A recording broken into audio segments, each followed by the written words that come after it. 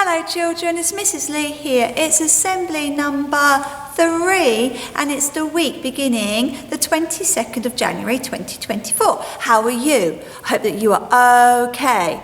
Me? Well, thank you for asking. I'm okay too. Come with me, let's do the routine.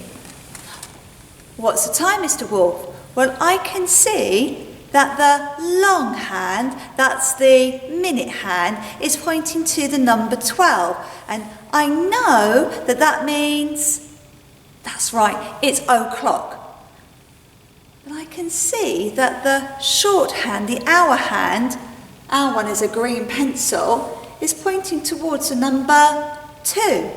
I put that all together and I get, that's right, I get 2 o'clock. Now we're still in the month of January, so our language of the month is still Lithuanian. Can you remember how to say hi, hello in Lithuanian?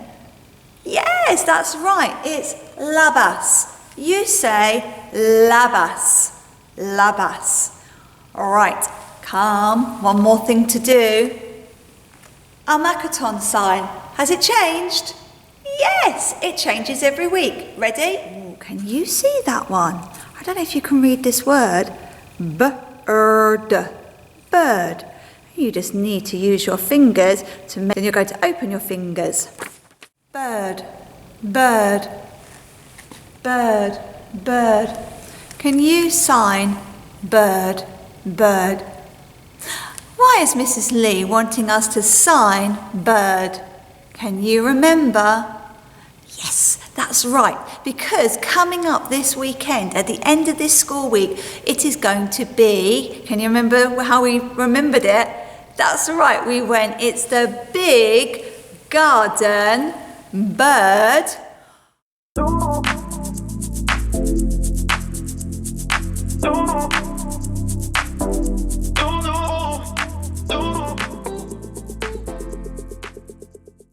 Watch, but we can change one of those words now because we actually know what the Makaton sign is for bird. Mrs. Lee did wings, didn't she? But actually it's this. So let's try that again. Are you ready? It's the big garden bird watch. And I would like everybody in our community to go outside, making sure they've got their coat on, because it's a bit chilly at the moment, isn't it? And go outside and use their good-looking eyes and their good-looking ears to make a record of all the birds that come into your garden.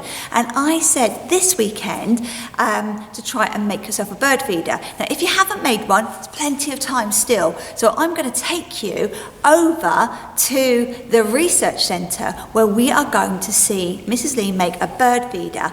And then I think it would be a good idea to read another one of our A.A. Milne books, who wrote all about Pooh Bear and all those different characters. And can you remember, we said all the characters in the A.A. Milne books are all, who can remember the sign from last week? That's right, different. They're all different. And I'd like you to listen to just the first part of one of the books from my treasury about one of the animals who lives in a 100-acre wood. And I'll give you a clue. That's right, it's one of the animals who's got a beak. Who could that be? Shall we go over to the research centre? 3, 2, 1. Hello children. Right, we're going to make a bird feeder. Are you ready? What you're going to need is some bird seed, some honey, cardboard tube, some string, a plate and some scissors. Right, go find your stuff. To make your bird holder, what you're going to have to do is get yourself 2 lengths of string, measure that up against your cardboard tube, cut that, Then you're going to thread the string through. It's at the other end. You're going to make a tie. You might need a grown-up to help you with this, but I bet you can do it on your own. See if you can make a little knot just like that. Okay, and it should come through. There we go. Hey, there you have your holder. Now I'm going to need some honey. I've melted mine in a microwave. Probably need your grown-up near you so that you can make a nice big fat stripe across your plate, a honey stripe. Oh, Pooh Bear would like this. All right, what I'm going to do is just make sure the honey runs down all the way across so it's covering the bottom of my plate. You see that, children? Lovely. You might need a grown-up to help you with this and be ever so careful that you don't let the honey drip off the plate. Then I'm going to get my holder. Remember, I put the string on it. I'm just going to roll that now so that I get all honey all over my cardboard tube. Wipe your hands if they get a bit sticky. So I've covered my cardboard tube in honey. It smells lovely. I'm just going to pop that on the side. Actually, I'm going to pop that on there. And then I'm going to get some birdseed. I'm going to put the birdseed all over the plate. Oh, I like that, isn't it? Squeeze out the birdseed. Again, you might need a grown-up to help you with this. All right. Covering my plate with birdseed. And now, I'm going to pick up my tube again. I'm going to cover my cardboard tube with the birdseed. And there I have made a bird feeder. Right, so here I am out in the garden with my bird feeder. I'm going to pop that onto the fence, leave it there, and hopefully some birds are going to come along at some point and eat some of that bird seed. All right? This month we're reading books by A.A. Milne. He's the author of the Winnie the Pooh books. And here's our collection of stories. And do you remember the treasury that I showed you last week? I see that some of you have opened it up and had a look at some of the books in here. Let's go along all the way to the end. And here is book number 26, which is Al Becomes an Author. Shall we have a little look inside? Al becomes an author. It was a windy, breezy sort of morning with the clouds scurrying across the sky as if there was a reward waiting for them at the horizon, and the tops of the trees were bending excitedly this way and that way. Things, it seemed, were on the up.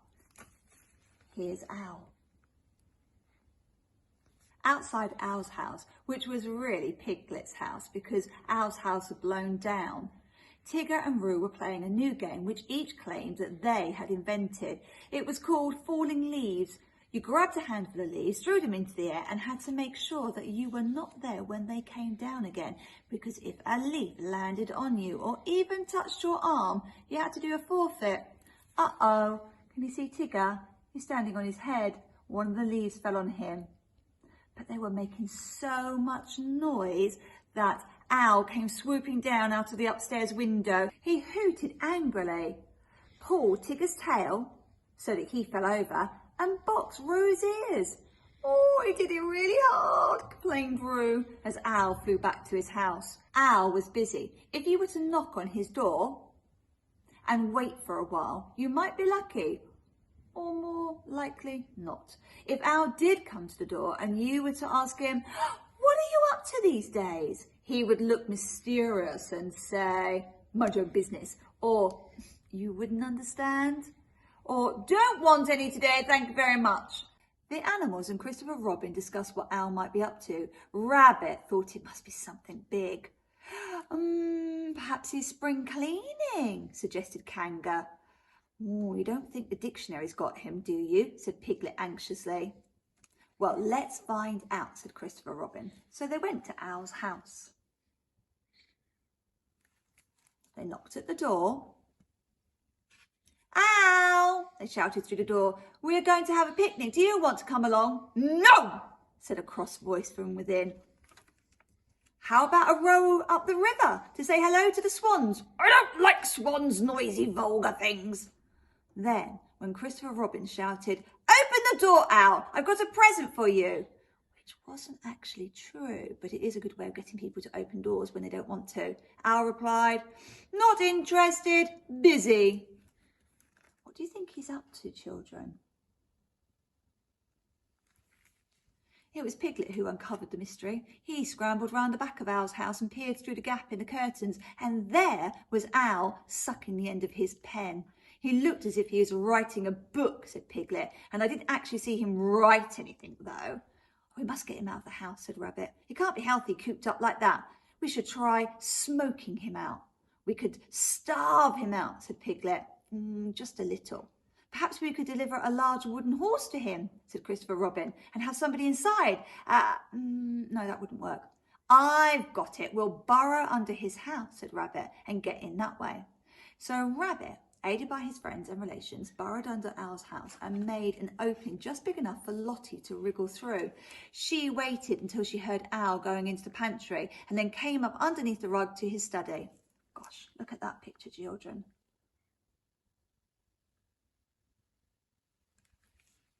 There was nothing particularly odd in the room except a big pile of papers on Owl's desk. Lottie took the top sheet between her teeth and she pulled it out through the burrow to show the others. "Ooh, it's got writing on it," said Rabbit, in case they hadn't noticed. And Christopher Robin looked at the sheet of paper. And this is what it said. I'm going to show you first, children. Look at the capital letters. What do you think that says?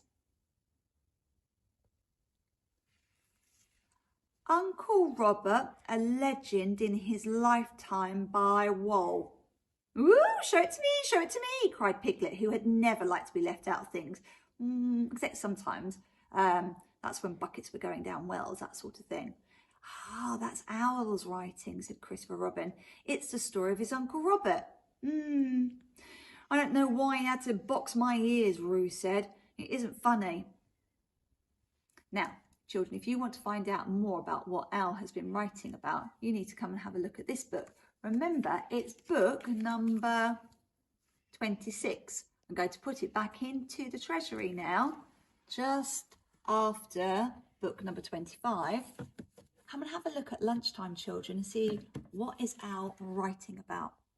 Okay, I'll see you back in the hall in 2 seconds. Ready? 1, 2.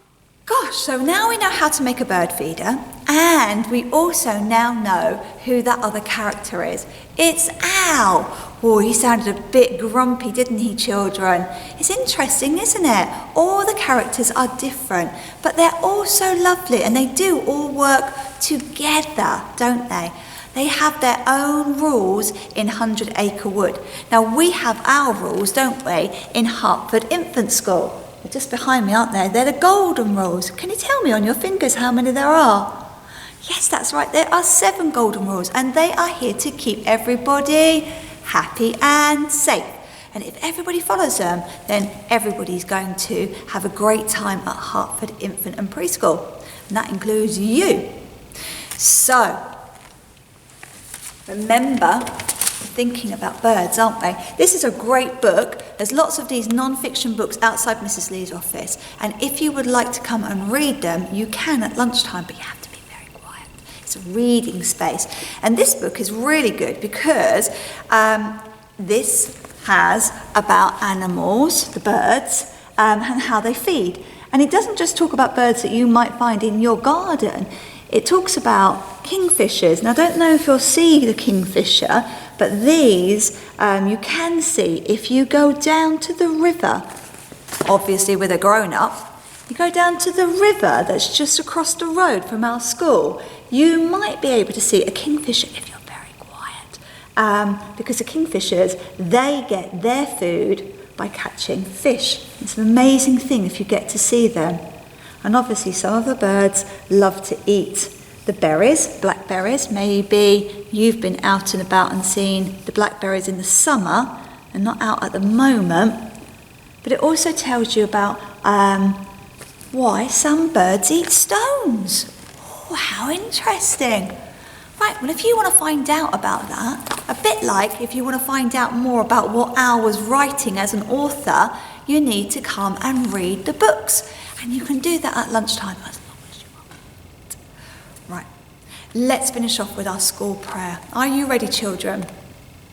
Help me to do the things I should, to be to others kind and good, in all my work and all my play, to grow more loving every day. Amen. And you're going to be very loving because you are going to do something really, really lovely by actually going out into your garden for the big garden bird watch this weekend. It will be very helpful for the RSPB to know what type of birds are in our community. And we live in Hertford, which is a very special place. Right, have a lovely week. Bye.